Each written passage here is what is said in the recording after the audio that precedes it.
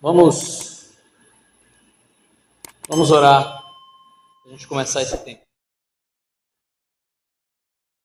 Senhor, nós te louvamos pela tua palavra. Te agradecemos porque o Senhor não nos deixou no escuro. O Senhor se revelou a nós pela tua palavra. E nós agradecemos porque nós temos a liberdade no nosso país, por enquanto, de nos reunir como igreja para estudar a tua palavra, para entender o que o Senhor quer nos ensinar através da tua revelação. Capacita-me para apresentar de forma clara aquilo que a tua palavra ensina no trecho de hoje. E capacita cada um a escutar atentamente e usa o teu Espírito, Deus, para nos incomodar em relação àquilo que o Senhor deseja nos incomodar nas nossas vidas. E usa, então, o teu Evangelho, que nós estamos estudando, para transformar a nossa mente, o nosso coração, para promover arrependimento, para promover aquilo que só o Senhor pode promover na nossa vida, transformação. Ajuda-nos a compreender quem é o Senhor, esse Deus que nós adoramos e que se fez homem. E é o que nós te pedimos, Deus. Em nome do teu Filho Jesus. Amém. Bom, nós temos visto os evangelhos, conhecendo Jesus para o adorarmos.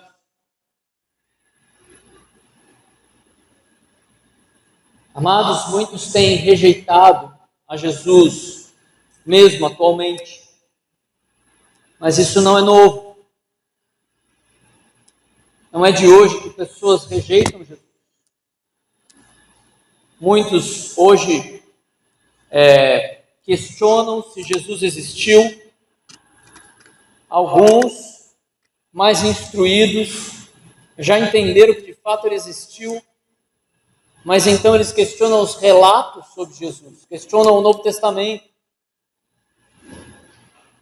questionam se ele realmente realizou os milagres que ele realizou. Aliás, diga-se de passagem, o Novo Testamento é o documento histórico mais confiável que existe, ou um dos mais confiáveis que existe. Mas ainda assim, há muito questionamento sobre o Senhor Jesus e muita rejeição ao Senhor. C.S. Lewis, que eu comentei semana passada como autor das Crônicas de Nárnia, ele talvez tenha sido, dizem, um dos maiores pensadores do cristianismo no século XX. Ele criou o que alguns chamam de trilema sobre Jesus.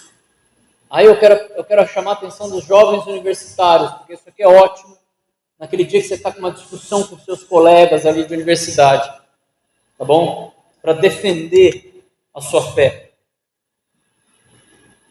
Em um trilema, nós temos 3 ideias que são excludentes. Só uma pode ser verdade. E a gente pode ter 3 ideias, então, sobre Jesus. Uma, Jesus era um mentiroso. Tudo que ele disse, então, era mentira. Ele mentiu quando falou que é filho de Deus. Ele mentiu quando falou que se a gente crer nele, a gente vai ser salvo. E tendo a influência de Jesus nos dias de hoje, talvez ele tenha sido o maior mentiroso que já existiu, se isso for verdade. Agora, a outra possibilidade é que Jesus é um lunático, ele era um maluco. Alguém que, na verdade, não sabia o que estava falando. Ele era somente um louco ali em Jerusalém, na Judéia. E nesse caso, ele seria o maior louco da história, o mais famoso. E a terceira opção é que Jesus é de fato filho de Deus. E essa afirmação, então, realmente confirmaria quem ele disse que ele é. Confirmaria que, de fato, ele tinha poder para fazer os milagres que ele fez. E confirmaria que, de fato, ele é o Filho de Deus em carne, o próprio Deus, o Criador andando entre nós. Qual dessas será a verdade? considerando a possibilidade de Jesus ser um mentiroso, por que então não conseguiram provar sua mentira? Por que inclusive, no seu julgamento, os líderes religiosos tiveram que pagar pessoas para dar falso testemunho sobre ele? Você não faz isso com um mentiroso, você simplesmente expõe a mentira. Se Jesus era um lunático, era um maluco, por que os líderes religiosos ficaram tão preocupados com ele? Nós reconhecemos um maluco quando a gente vê um. Você vira e fala assim, ele é louco. E todos olham para ele e falam assim, é verdade, ele é louco.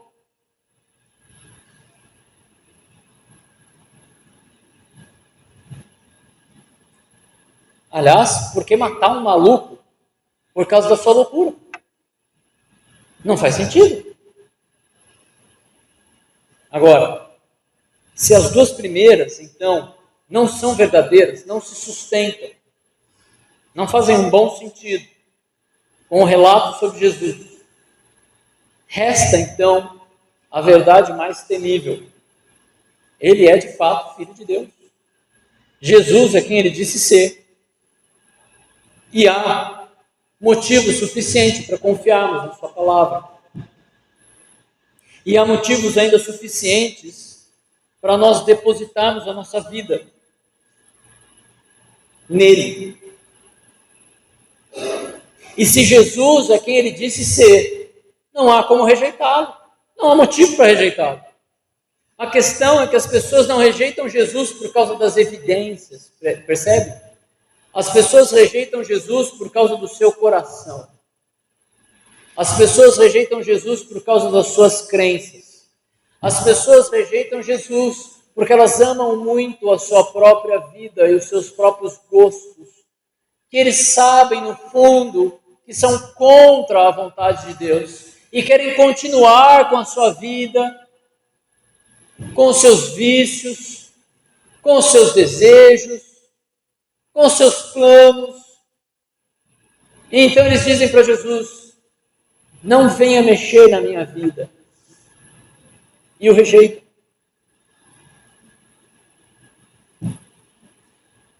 Nós já lemos João 1, 1 a 18.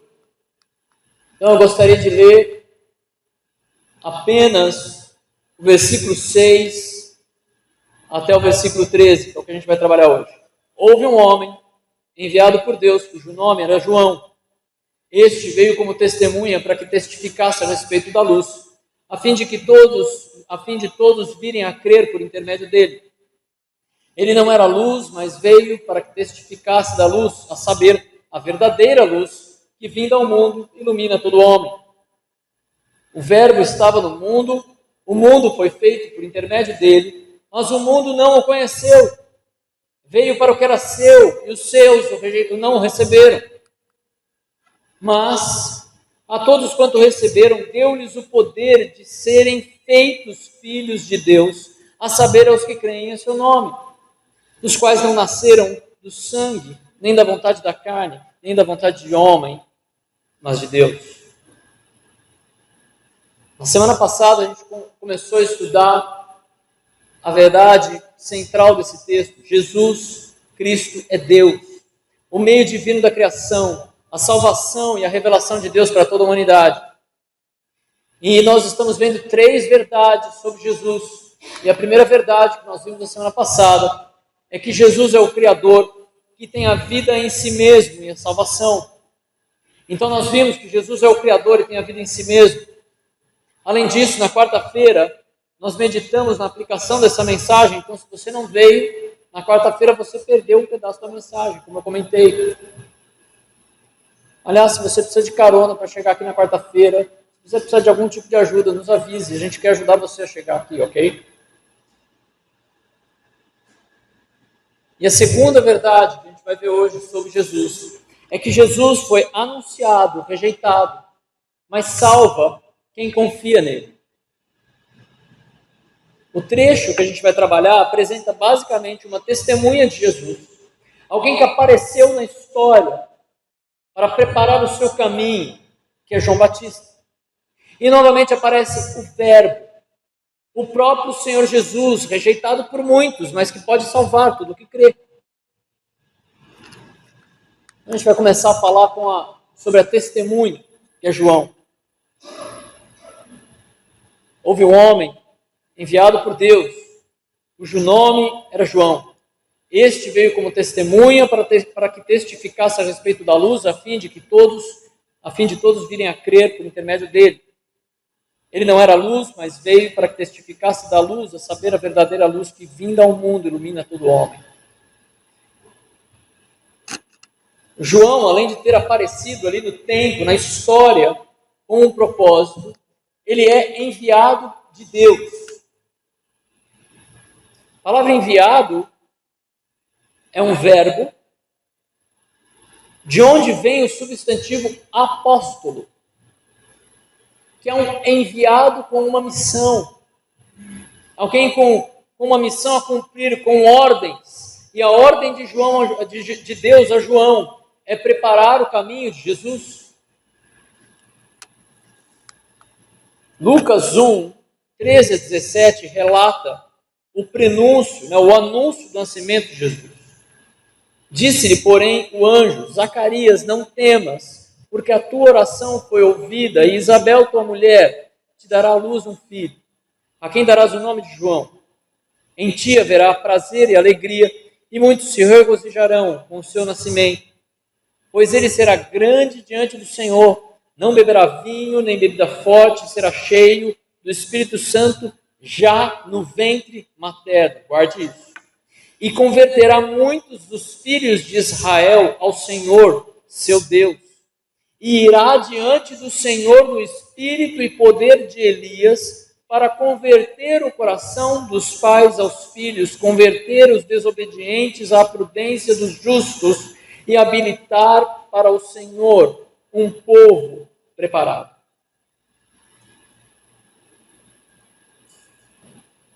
Quando eu leio esse texto, eu fico na dúvida como é que alguém pode imaginar que não existe algo como a eleição.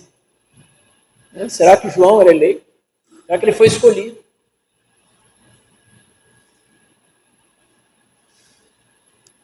E assim foi. João, então, ele pregava o arrependimento e o batismo de arrependimento, sempre tendo em vista a vinda e a manifestação do Messias. Ele sabia quem ele era. Afinal, eles eram parentes. Lucas 3, 3 a 8, diz: ele percorreu toda a circunvizinhança do Jordão, pregando o batismo de arrependimento para a remissão do pecado, conforme está escrito no livro das profecias, das palavras do profeta Isaías. Voz do que clama no deserto, preparai o caminho do Senhor e endireitai as suas veredas. Todo vale será aterrado, nivelado todos os montes e outeiros. Os caminhos tortuosos serão retificados e os escabrosos aplanados, e toda a carne verá a salvação de Deus. João pregava o arrependimento. Arrependimento literalmente significa mudar de ideia. Quando uma pessoa se arrepende, ela muda de ideia e luta para abandonar o pecado sobre o qual ela mudou de ideia. Eu achava que isso era bom para mim, mas eu entendi pelas Escrituras que isso é ruim para mim, então eu me arrependo, eu mudo de ideia e abandono o pecado. E não é isso que todos nós precisamos em relação ao pecado? Aquele pecado que você pensou agora, esse mesmo. Não é isso que a gente precisa? Arrependimento. Mudar de ideia. A ponto de mudar de vida. De transformar aquilo que não está conforme a vontade de Deus para que esteja conforme a vontade de Deus. Uma mudança de ideia sobre o pecado que nos assedia, para a gente poder lutar contra ele e buscar aquilo que Deus deseja. Algo que a Bíblia chama de processo de despojar e revestir. Tirar as vestes antigas, tirar as roupas antigas do pecado e colocar uma nova roupa. Pois bem, é isso que João pregava. E é isso que continuamos precisando e que somente Jesus pode promover na nossa vida. João é o cumprimento de profecias do Antigo Testamento. E a profecia mencionada aqui é Isaías 40, 3-5, onde ele está preparando, anuncia o preparo do caminho do Messias. E é interessante também pensar no nome de João. A palavra nome no Novo Testamento é uma palavra que significa caráter, a palavra que carrega tudo o que uma pessoa representa. E o nome de João significa literalmente Jeová é um doador gracioso. E é justamente o que João anuncia e prenuncia o ministério de Cristo e a salvação pela graça.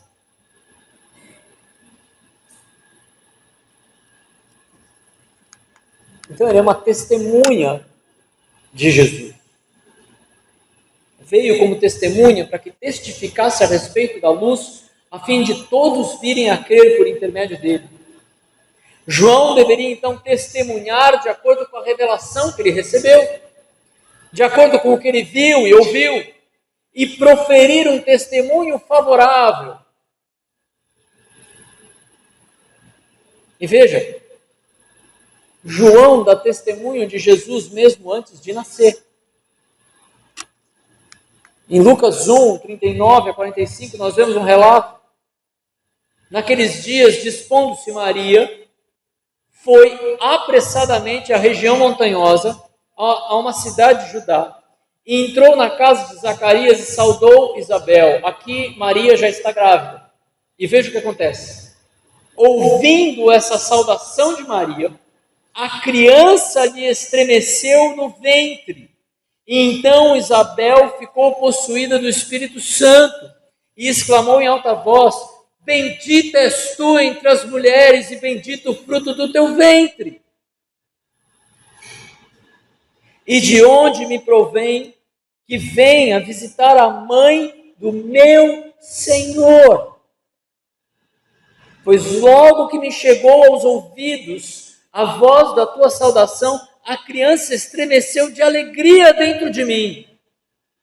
Bem-aventurada a que creu, porque serão cumpridas as palavras que lhe foram ditas por parte do Senhor. Veja que coisa incrível. Não só João estremeceu no ventre da sua mãe quando ouviu a saudação da mãe de Jesus, como também levou a própria mãe a reconhecer o fruto do ventre de Maria. Maria essa que entoa um cântico, então, louvando o seu Salvador. Afinal, Maria, supostamente imaculada dos católicos romanos, reconhece que precisava de um Salvador, a quem ela exalta. Amados, quem precisa de um Salvador tem pecado. Quem é imaculado não precisa de um Salvador. Nós amamos Maria. Como a gente viu no grupo, né? Alguém mandou, acho que foi a Jane, mandou um vídeo no grupo, né? Nós amamos tanto Maria que a gente não fala que ela é o que não é. A palavra testemunha. A palavra testemunha aqui e testificar é a mesma palavra, a mesma raiz. É de onde vem a nossa palavra mártir, de alguém que morre por algo. Justamente João, por fim, foi perseguido e morto por causa da sua pregação, mantendo-se fiel à missão que recebeu. João incomodava os mestres da lei. Mateus 3,7 disse: vendo ele, porém, que muitos fariseus e saduceus vinham ao batismo, disse-lhes: raça de víboras, quem vos induziu a fugir da ira vindoura? Como a gente vai ver, esse é o tipo de afirmação que Jesus também fazia sobre os hipócritas religiosos da época. João incomodava mesmo autoridades romanas. Mateus 14, 1-4 diz: por aquele tempo ouviu o tetrarca Herodes a fama de Jesus e disse aos que serviam: Este é João Batista.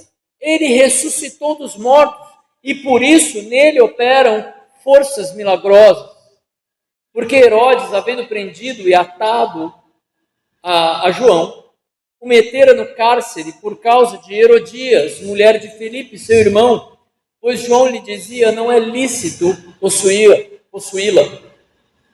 Herodes era uma autoridade ali, e João mexeu com essa autoridade, falando que ele não poderia estar com a mulher que ele tinha, porque aquela mulher era a mulher do irmão de Herodes. E por isso, inclusive, ele foi preso, morto. João era uma testemunha, um mártir, fiel ao Senhor Jesus, preparando o caminho, preparando o mundo para o arrependimento, para uma reviravolta na visão sobre a religiosidade, sobre o peso do pecado. E é muito interessante observar que o próprio Herodes relacionou Jesus com o próprio João Batista, como se Jesus fosse João ressurreto. Porque os seus ministérios tinham coisas similares. Porque o ministério de João era o preparo do ministério de Jesus. Ele era a testemunha a respeito da luz e preparou o caminho para a luz.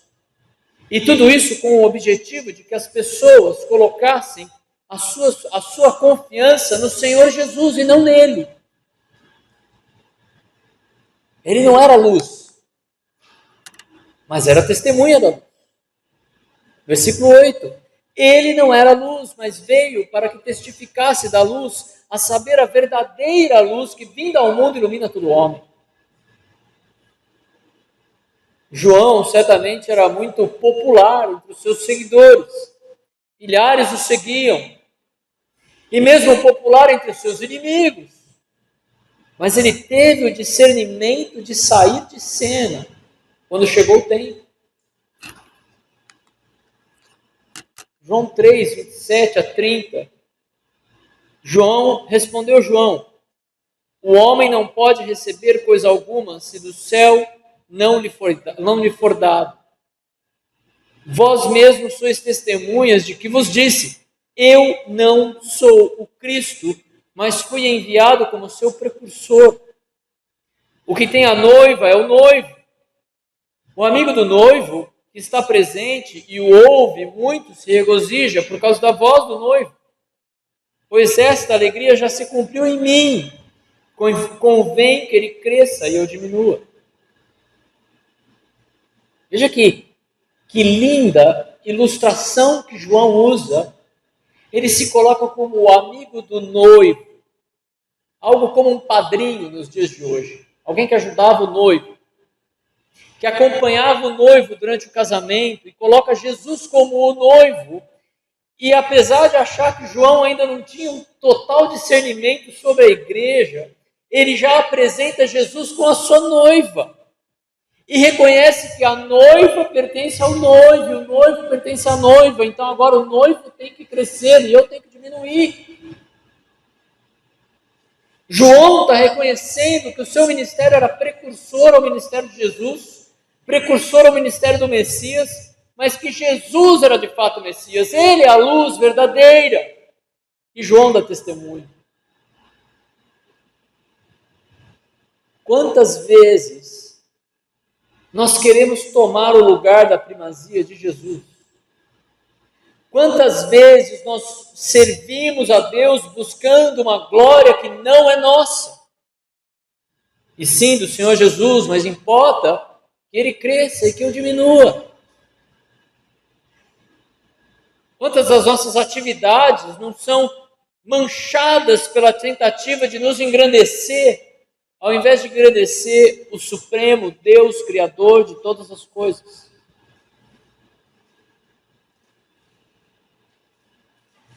João sabia o seu lugar como testemunha, como precursor de Cristo, e se ateve ao seu papel. João sabia que a verdadeira luz, a luz genuína, a real luz que ilumina todos os homens, era de fato o Senhor Jesus. O Verbo, aquele que criou todas as coisas, esse que é a luz verdadeira, que pode tirar o homem da escuridão, uma vez que o homem creia. E então o texto começa a falar sobre a luz que veio ao mundo. O Verbo estava no mundo, o mundo foi feito por intermédio dele, mas o mundo não o conheceu. Veio para o que era seu e os seus não o receberam. Mas a todos quanto receberam, deu-lhes o poder de serem feitos filhos de Deus, a saber, aos que creem no seu nome, os quais não nasceram do sangue, nem da vontade da carne, nem da vontade do homem, mas de Deus. Veja, o Verbo estava no mundo. De fato, tudo foi criado por ele. E João reafirma então a divindade, a supremacia de Cristo sobre a criação, e faz duas afirmações terríveis. O Verbo foi rejeitado. O mundo não o conheceu. Veio para o que era seu, os seus não o receberam. O mundo não teve interesse em ter um relacionamento com o Filho de Deus. O mundo rejeitou a luz. O sistema do mundo disse não ao Filho de Deus, ao Criador de todas as coisas. Eu quero propor uma ilustração bem atual para nós. Quem conhece esse homem? Nós temos internet no templo por causa dele. O homem da Starlink, o homem que fez o foguete da ré. Imagina se o Elon Musk ele chega ali em uma das suas empresas e fosse barrado na portaria. Não, aqui o senhor não entra não. Ou se ele entrasse pela portaria, mas todos se negassem a cumprimentá-lo com um bom dia, fingindo que ele não está lá.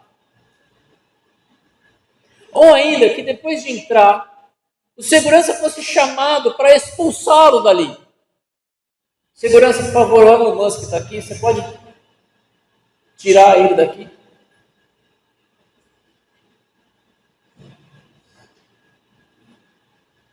Se ninguém quiser nada com o Elon Musk numa empresa dele, o que será que ele faz? Ele tira todo o dinheiro dali, fecha. Tá bom, todo mundo está desempregado. Tchau. Mais natural seria que quando ele entrasse na sua empresa, todos quisessem de alguma forma chegar perto dele. Vários gostariam de dizer, não, na verdade eu sou amigo do Elon Musk. Eu converso com ele todos os dias no trabalho. E de fato, de vez em quando a gente tem refeições fora do trabalho. E quem sabe ele gostaria de dizer que o Elon Musk frequenta a minha casa. A gente toma um café juntos, açaí. Ele gosta de açaí, a gente toma junto. Ele vai merendar na minha casa.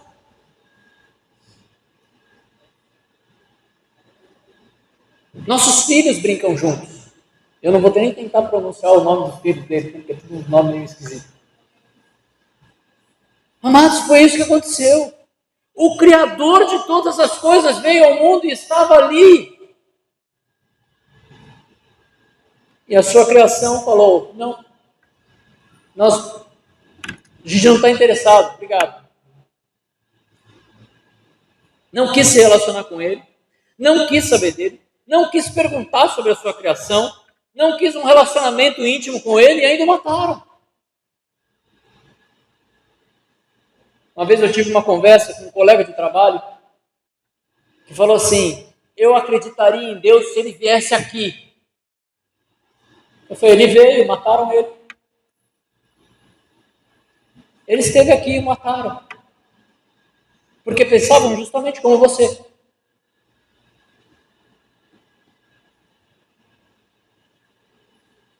Nem o próprio povo dele o recebeu. não se sujeitou a ele. Agora, imagine de novo o Elon Musk indo para alguém da própria família dele ali, falando assim, olha, você quer ser meu sócio? Eu vou começar uma empresa. Quer ser meu sócio? Aliás, você não precisa dar dinheiro nenhum. Você entra com a sociedade, mas você vai só fazer parte do lucro ali.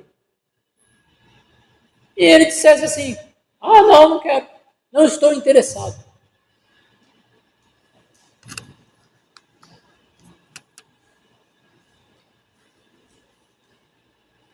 Isaías 53, 1 a 3 diz, quem creu em nossa pregação? E a quem foi revelado o braço do Senhor? Porque foi subindo como renovo perante ele, e como raiz de uma terra seca. Não tinha aparência nem formosura. Olhamos-lo, mas nenhuma beleza havia que nos agradasse. Era desprezado, o mais rejeitado entre os homens. Homem de dores, e que sabe o que é padecer. E como um de quem os homens escondem o rosto, era desprezado. E dele não fizemos caso. Foi isso que aconteceu. Mesmo com o testemunho de João, desde antes do seu nascimento, o povo não o aceitou, não o recebeu, não o reconheceu como deveria, como Criador, como Deus, como supremo sustentador de toda a criação. Só que tem uma palavrinha nesse texto. Sempre que essa palavra bem pequena aparece na Bíblia, ela é capaz de causar revoluções. Veio para o que era seu, os seus não o reconheceram, não o conheceram. Mas, que bom que tem essa palavra aqui. Porque se continuasse do jeito que está, a gente estava perdido. Mas, tem uma grande virada aqui. A todos quanto receberam, deu-lhes o poder de serem feitos filhos de Deus, a saber, aos que creem no seu nome, os quais não nasceram do sangue, nem da vontade da carne, nem da vontade do homem, mas de Deus. O mundo não o conheceu, os seus não o receberam, não quiseram se relacionar com ele, mas nós podemos recebê-lo. Amém? Nós podemos abraçar a Cristo. Nós podemos decidir acolhê-lo. E a todo aquele que faz isso, que se associa a Jesus, aquele que confia naquilo tudo que ele realizou, a sua vida, a sua morte, a ressurreição e o retorno. Aquele que sabe que não pode fazer nada por si mesmo por causa do seu pecado, a esses é dado o poder de serem feitos filhos de Deus. Agora, repara numa coisa. Nada do que você fizer pode te tornar filho de Deus. Nada. Isso é algo que Deus faz. O texto diz poder de serem feitos filhos de Deus. Não é o poder de se tornar. É o poder de ser tornado. É Deus que faz isso na sua vida, não é você. Não somos nós. E ontem nós vimos por quê, né? Por quê, jovens? Porque ninguém quer Deus. Não há quem busque a Deus. Todos se tornaram inúteis. É Deus que vem nos buscar. É Deus que nos chama.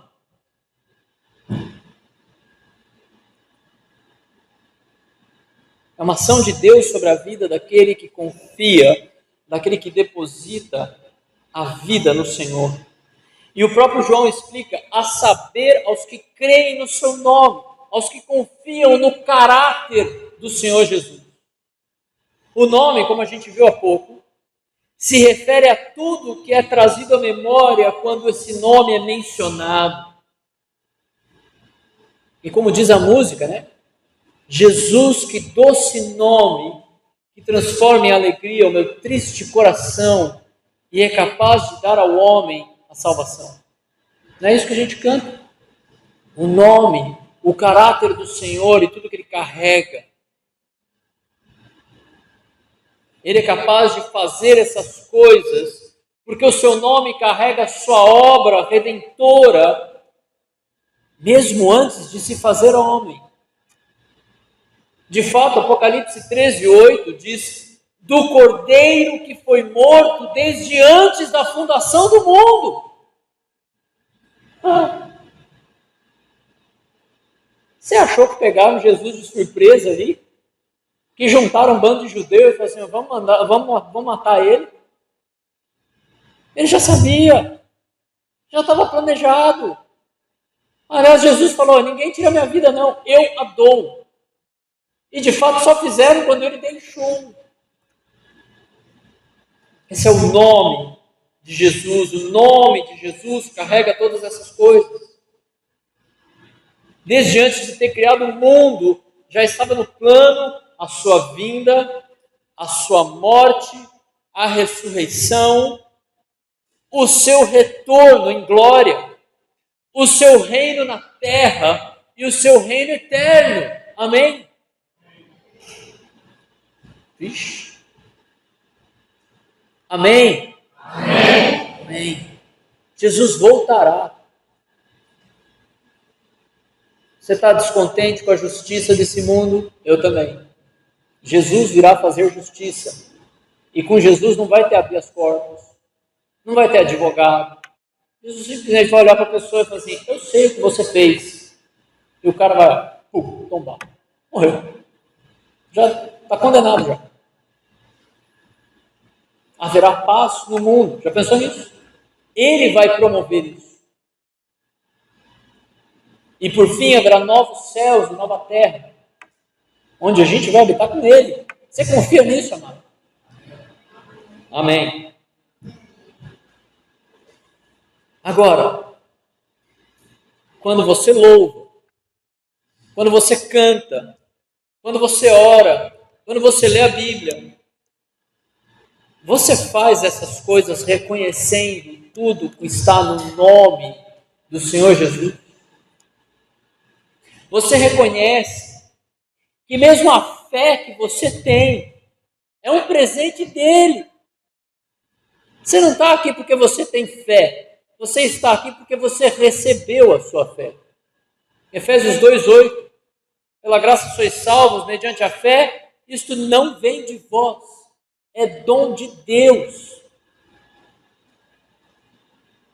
Você já agradeceu a Deus a fé que você tem? Porque ela não é sua. É Ele que te deu. Nas suas lutas e preocupações que são reais. Será que essa obra completa do Senhor Jesus ela é tão real quanto as suas lutas? Será que o Senhor Jesus, que sustenta todas as coisas, perdeu o controle quando o pneu do carro fura? Já fiz minha estreia nas borracharias de Quari. Furou. E eu tive que... Tinha acabado de pregar sobre isso. Tive que reagir. Senhor, obrigado. Obrigado. Vou conhecer alguém agora. Conheci o Charles, da borracharia. Você crê e confia na obra completa do Senhor Jesus, desde antes da fundação do mundo até o reino eterno? Você conhece essa obra? Às vezes a gente pensa que escatologia, aquele negócio para quem quer ser pastor, né? Não, mas escatologia é a nossa esperança. A teologia das últimas coisas é a nossa esperança, é onde a gente quer chegar. É aquela terra que a gente tem saudade, que a gente sabe que existe, mesmo sem nunca ter visto. Você tem saudade desse lugar, não tem? No fundo você sabe assim, existe um lugar que eu estou procurando, que tem paz, que as coisas funcionam. Existe. É o reino do Senhor Jesus. E você vai estar nele, se você crer. Amém. E por que João testificou sobre Jesus? Justamente para isso. a fim de todos virem a crer por intermédio dele. E é exatamente esse o critério para alguém tornar-se filho de Deus. A fé, a confiança no nome do Senhor Jesus, com tudo que ele representa. Amados, repare, existe uma mentira hoje de que todos são filhos de Deus. Não é todo mundo que é filho de Deus, não. Aliás, a Bíblia menciona que nós nascemos como filhos do diabo. O nosso pai natural é o diabo. Por isso que a gente tem que pregar para as nossas crianças, para tirar elas da garra do diabo e levar elas para a verdadeira luz. É por isso que é importante o ministério infantil, a gente pregar o evangelho para nossas crianças em casa. É responsabilidade dos pais. O ministério infantil ajuda, mas a responsabilidade é de cada pai, cada avô. É por isso que a gente chamou para a semana que vem.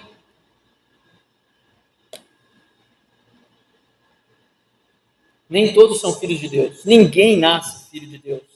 Mas aquele que confia em Jesus recebe o poder, ele recebe o direito, como foi lido aqui a outra tradução, boa tradução também, o direito de se tornarem, de serem feitos filhos de Deus. É um termo jurídico. Veja, nós nascemos como réu, nós nascemos como culpado diante de Deus, nós nascemos como inimigos de Deus, tendo Ele como juiz. Mas uma vez que a gente confia, a gente se torna filho, e Jesus é o nosso irmão mais velho, e Jesus é o que nos defende. Pensem nisso, amados.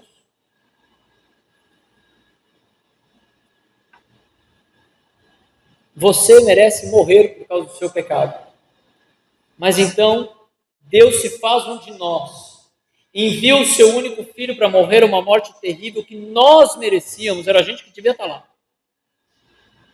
Para que a gente então não seja mais culpado, mas sejamos tornados em filhos, inocentados do Deus Criador, irmãos do Criador.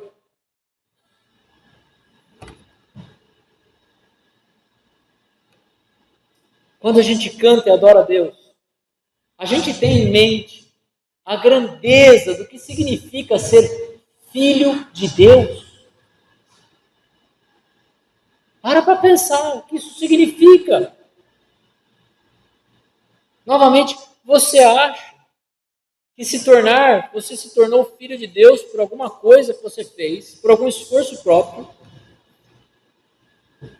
De quem é a glória se o seu esforço te tornou filho de Deus? É sua. É isso que a Bíblia ensina. Não, quer comais, quer bebais, façais tudo, qualquer coisa para a glória de Deus. A glória é dele. O trabalho tem que ser dele. É ele que nos torna filhos.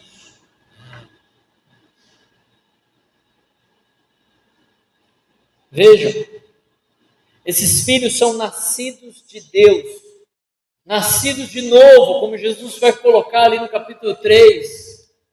Importa-vos nascer de novo. Eles não são do sangue, nascidos do sangue. Não é algo como um parentesco. Eles não são nascidos da própria carne, não é da vontade dos homens, não é do desejo humano ou de homem algum que faz isso, que torna alguém filho de Deus. Não é uma decisão de alguma pessoa, mas é de Deus. É esse nascimento do Filho de Deus como algo sobrenatural que só Ele pode produzir.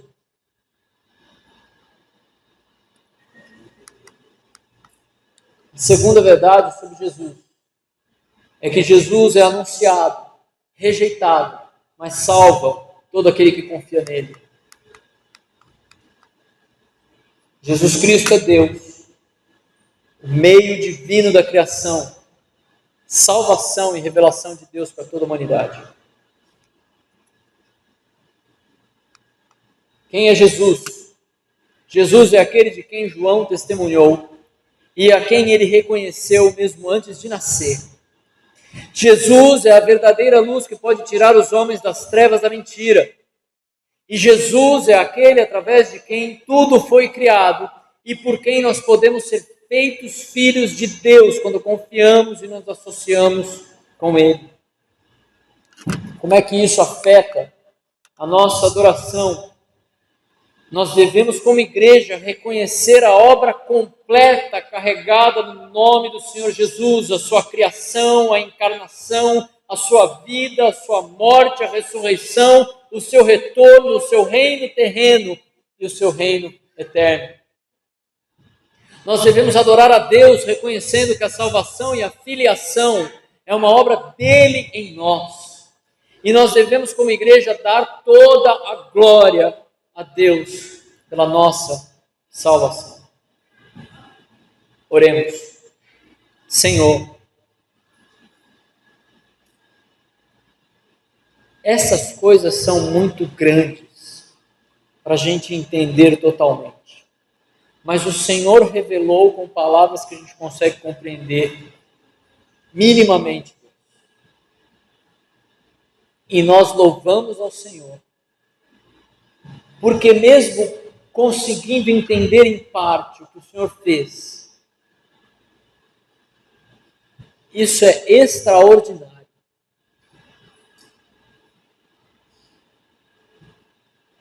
Senhor, ajuda-nos a sair daqui hoje com o desafio de vivermos uma vida digna de filhos do Deus Altíssimo, Criador de todas as coisas, que veio, que morreu, que ressuscitou e voltará e reinará.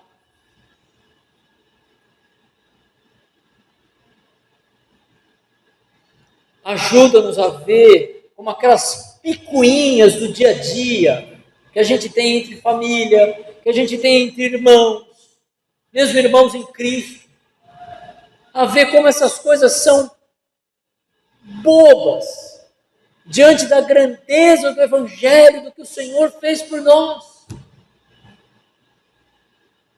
sendo nós ainda pecadores. E ajuda-nos, Deus, capacita-nos como igreja a reconhecer essas coisas como corpo e a viver essa realidade, Deus, da filiação com o Senhor, a viver como filhos do Deus Altíssimo. Nós não podemos fazer isso, nós não conseguimos fazer isso, Deus. Produza em nós essas coisas. É o que eu te peço, Deus, e agradeço, em nome do seu Filho Jesus. Amém.